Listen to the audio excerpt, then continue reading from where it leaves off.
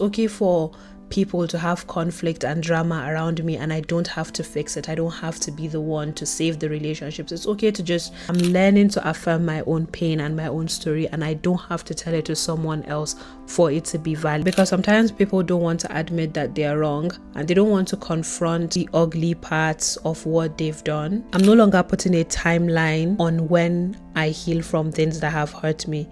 I'm letting myself cry about it 6 months later, 1 year later. Hello.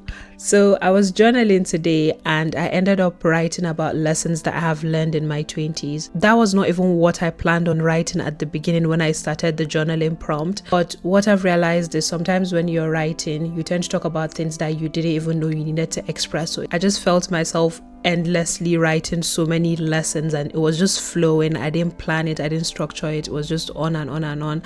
And as someone in my early 20s, I think based on the experiences that I have had in life, I've learned and picked up so many lessons. So I want to share those lessons with you in this video. It's going to be a very simple video. I'm just going to go through them with you as they came out in my head and any extra thoughts I have as I'm telling you. So yeah, these are soft lessons and some are hard truths, but they have shaped me into the person that I am today. And hopefully they'll resonate with you. First lesson is I'm learning that it's not my responsibility to fix family conflict, whether extended or nuclear. I think as someone who is an older daughter, the first child, at a very young age, I was exposed to a lot of family drama, whether nuclear or extended, a lot of relationship drama, conflicts. I was also expected to solve problems, take responsibilities, know when to do things, when not to do things, know when to say certain things and not to say certain things. So looking back, I remember my younger self just always wanting to fix problems between people because it just made me uncomfortable. It made me unhappy. I don't think it was done in a malicious way. Maybe in their own way. It was their own way of giving me home training or something like that. Looking back, I don't think that was fair in the sense that I was just a kid. I didn't know what was going on. I didn't have that mental and emotional capacity to understand these complicated relationships. So I remember feeling like it was my responsibility to fix these problems. And the problem with adults is they'll come to me, they'll ask me for advice, and I'll go and I'll sit and think about, okay, how do I make this better?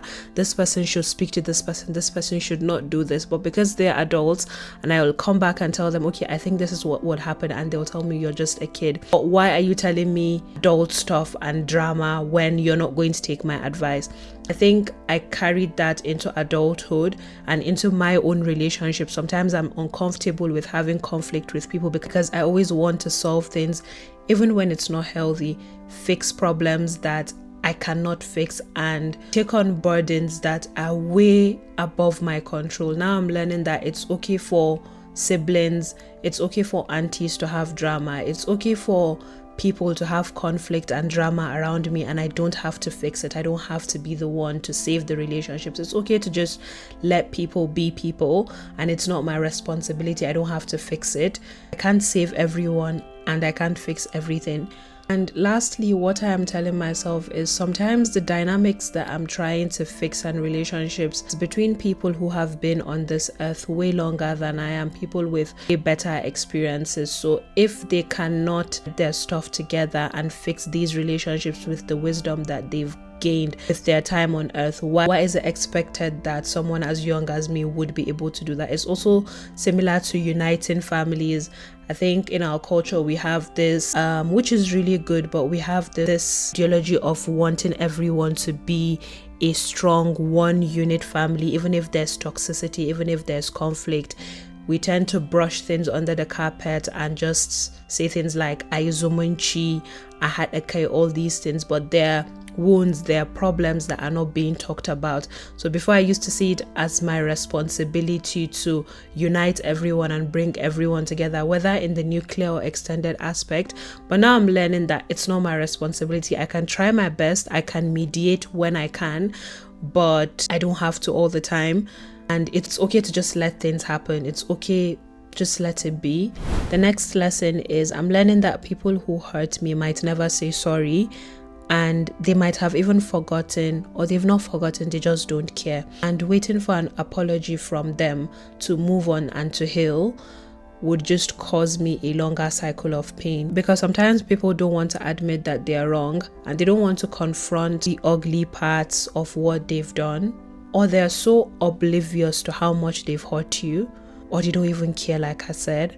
So I've realized that it's my own responsibility to move on and heal as much as I can, no matter how long it takes, because that apology might never come, and waiting for it is just another type of pain. The next lesson is I'm learning to not rush my healing process, and to tell myself that what I went through was painful and traumatic. It wasn't flimsy and it wasn't dramatic.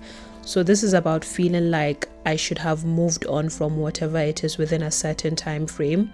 I'm telling myself that it's okay on some days I still cry.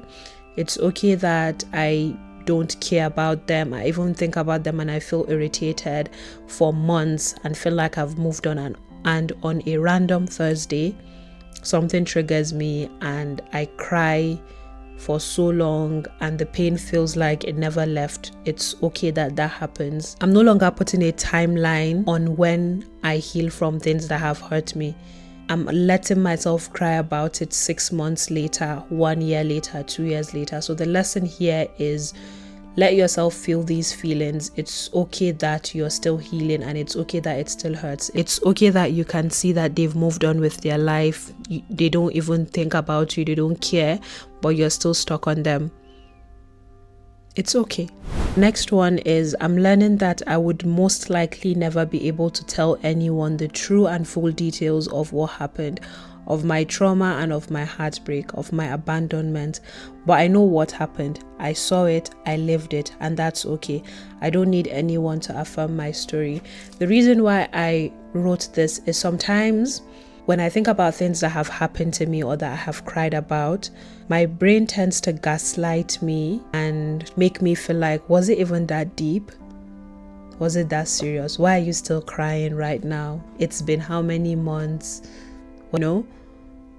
And sometimes I just want to shout into the abyss and tell someone, okay, this is what happened, this is the full story, this, but then it's something that's so long and so complicated. You know, sometimes when you go through something, you even forget some details about it because it's a lot, and then it becomes complicated and muddled up. So it just becomes more complicated to tell another person. Because before I used to tell people around me specific, let's say, parts of the story that I remember or that I know, just so that they can tell me, Zainab, this was bad, what you went through was bad. I even remember asking someone that's close to me, is it really traumatic? Like, is this really bad? Do you think this thing that happened to me is bad? And they're like, yes, it's bad. But then even after saying it, it's like my brain, or I want someone to witness my pain. I want someone to come and tell me, Zainab, what you went through was bad. You've been through a lot. It was traumatic. But now I'm learning that I lived it. I experienced it. I know what it was. I remember the nights of crying. I remember the panic attacks. I remember the literally being unable to breathe, you know? So I don't need anyone to tell me that it was traumatic or what I went through was bad. So it's just learning to affirm and validate and believe what happened, and just try to move on from it and heal from it. That's what I'm learning, because I can't keep seeking and waiting for other people to tell me how hurtful it was or how. And I think sometimes it's my frustration on myself on feeling like I should have moved on by now. So when I tell someone the story and I'm like, okay, this happened, if they tell me that it was traumatic and yes, it's this bad, then I can be like, oh, okay, they said it's this bad, so it's okay that you've still not moved on. But yeah, I'm learning to affirm my own pain and my own story, and I don't have to tell it to someone else for it to be valid. Next one is I'm learning to be okay with being misunderstood, because that version of me was only trying to survive with what she knew and how she knew best at that time. People might never know why I acted the way I acted, or the pain I was going through then, and that's okay. The reason why I wrote this is at a certain point in your life, something would happen to you that would cause you to change your behavior and how you act. And I think for me, when I was heartbroken and in pain and so many things that have happened, I acted certain ways, like isolated myself, wasn't the friendliest. Not that I was rude or anything like that, but when that happens, people around you, even if it was for a time frame, they tend to take that characteristic, that habit that you had for that time frame, and attach it to you and be like, okay, she is this type of person. She is a person that does this, but I was only this way for a certain time frame, and it was because I was going through things. But I can't sit down, I can't tell everyone what I'm going through. I'm realizing that sometimes we just see people on the streets, we speak to people, but we don't know what they're going through in their head, in their world. So I'm going through certain things, but I can't sit down and I can't explain to every single person around me.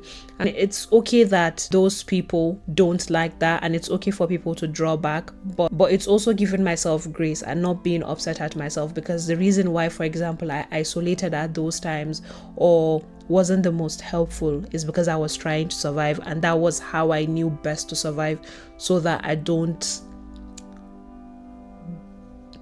crash out. My own way of dealing with things was being in the most light-hearted mode and being around people. So now when maybe certain people attribute me to that type of behavior and characteristic, and they're like, Zainab is this person, sometimes I feel bad, because I'm like, this is not who I am. I was this way because of this happened, but then I can't explain it to everyone. So I'm telling myself that it's okay that people misunderstand me, and I should give that Zainab grace, because that was how she knew best to handle that situation.